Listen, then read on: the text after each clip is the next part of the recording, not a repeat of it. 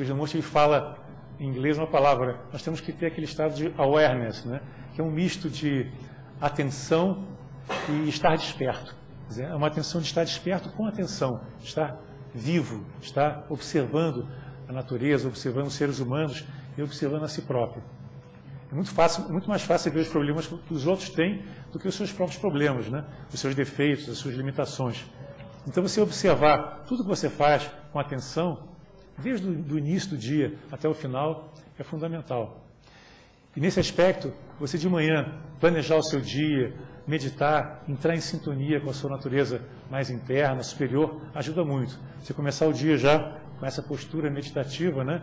E ao longo do dia observando cada ato que você realiza, e no final do dia fazendo uma retrospectiva, tentando observar tudo aquilo que aconteceu no seu dia, sem criticar, apenas observando, entendendo, processando e vendo até que ponto você fugiu daquilo que você se propunha a fazer. Essa autoobservação é fundamental. Nós queremos eliminar essa postura nossa autocentrada. Nós começamos a nos observar e vendo, poxa, como é que eu fui egoísta nesse momento? Como é que eu fui vaidoso nesse outro momento? Como é que eu estava me relacionando com aquela pessoa apenas querendo aparecer, né, ou querendo algum benefício daquele relacionamento?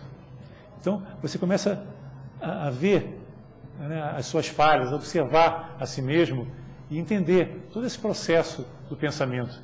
O pensamento ele é muito ardiloso, ele está sempre querendo se projetar. E o pensamento é o eu, na verdade, né? O pensamento e o eu são uma coisa só. E esse eu, esse pensamento, ele sempre age baseado no seu conteúdo, na sua memória, naquilo que você acumulou ao longo dos tempos, ao longo de toda uma experiência de vida. Então vamos observar como é que funciona o nosso pensamento, como é que nós agimos no dia a dia. Nós estamos sempre sendo submetidos a uma série de experiências. A nossa vida é sempre uma sequência das experiências, dos estímulos os mais diversos. Então, nós estamos diante de uma situação, nós experimentamos uma situação. O que ocorre? Os nossos sentidos captam aquelas informações que chegam até nós filtramos essa informação pelos sentidos, essa filtragem é necessária, que a gente não pode capturar tudo que está ocorrendo à nossa volta, então nós selecionamos aquelas coisas que nos interessam, filtramos, processamos e armazenamos na nossa memória. E é importante frisar que aquilo que nós armazenamos já é uma visão parcial, interpretada da realidade, que é vista já à luz do nosso passado. Alguns estudiosos dos mecanismos de percepção dizem que nós vemos o que nós queremos ver, nós ouvimos o que nós queremos ver, enfim, nós sentimos o que nós queremos sentir. Então, aquilo que chega até nós, que é a nossa observação do mundo, né, já é uma observação polarizada, não é uma observação pura. Nós recebemos, então, aqueles inputs, aqueles vários estímulos, né, experimentamos uma série de sensações, filtramos, interpretamos e, de alguma forma, aquilo fica armazenado na nossa memória. E aí, em função dessa memória, desse conteúdo mental, nós vamos continuar a pensar, nós vamos agir em função desse conteúdo. Então, um exemplo que é muito utilizado, você convive com uma pessoa, no trabalho, no colégio, em casa. Então, você, ao longo desse período todo que você conviveu com a pessoa, você criou uma imagem da pessoa, você criou um rótulo. Então, você passa a se relacionar com o rótulo e não com a pessoa. Isso passa a ser um processo automático. Então, se você perceber esse fato, que você não está realmente sendo verdadeiro com aquela pessoa, você não está deixando aquela pessoa se manifestar como ela é, você já está filtrando, você está usando o seu conteúdo mental, o seu preconceito em relação àquela pessoa para observá-la.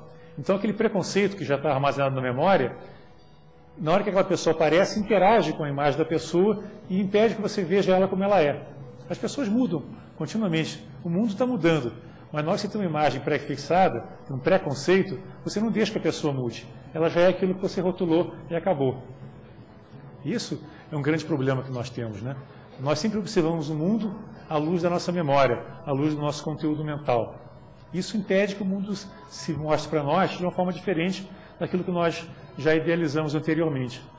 Então nós vemos um mundo projetado que é um mundo falso, que é o mundo daquilo que nós observamos no passado. Nós projetamos o passado no presente e imaginamos que o futuro vai ser sempre igual. Nós não damos oportunidade para o mundo chegar até nós como ele é.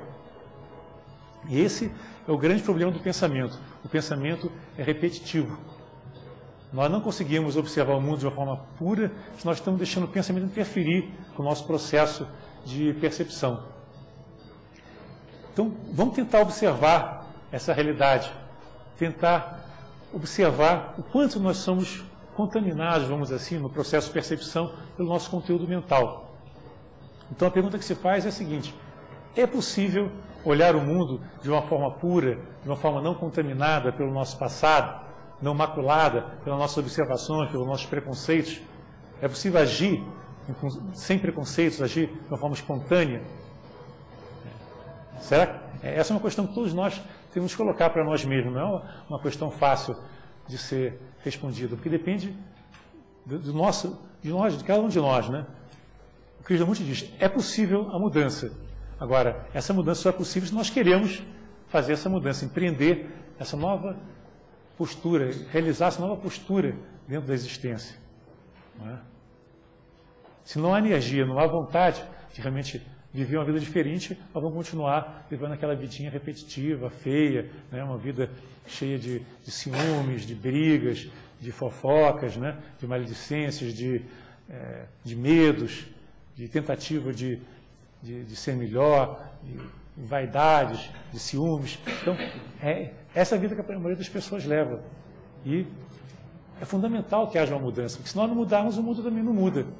O mundo, né, os países, as sociedades, são uma projeção do que o ser humano é. Enquanto não houver essa transformação interior, não é possível a transformação exterior. E nós temos que, através da educação de nós próprios, e a educação de toda a humanidade, né, adotar uma postura não autocentrada.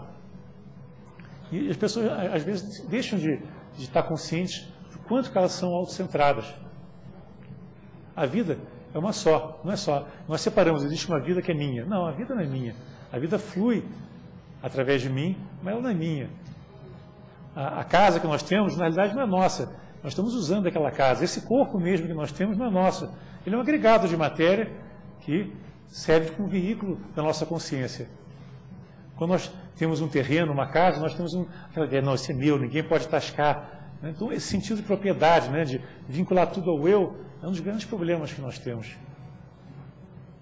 Existe uma frase daquele cacique Sealto, que escreveu uma carta para o presidente dos Estados Unidos, que é uma frase muito bonita, que ele diz o seguinte: a terra não pertence ao homem, o homem que pertence à terra.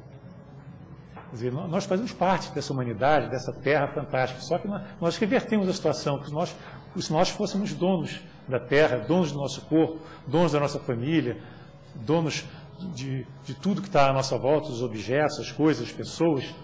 Então, reverter esse processo, dizer: não, nós somos o mundo. Remover essa visão autocentrada para uma visão oniabarcante, uma visão que transcende o nosso eu. A limitação que nós temos de tempo e de espaço é pelo fato de nós agirmos sempre de uma forma autocentrada. Se eu me considero uma pessoa que está limitada por esse corpo e eu quero ser diferente, então entre o estado que eu estou hoje e o estado que eu imagino que eu quero chegar, existe um espaço, existe um tempo, né? Eu preciso me deslocar, né? Eu preciso de tempo para chegar até lá.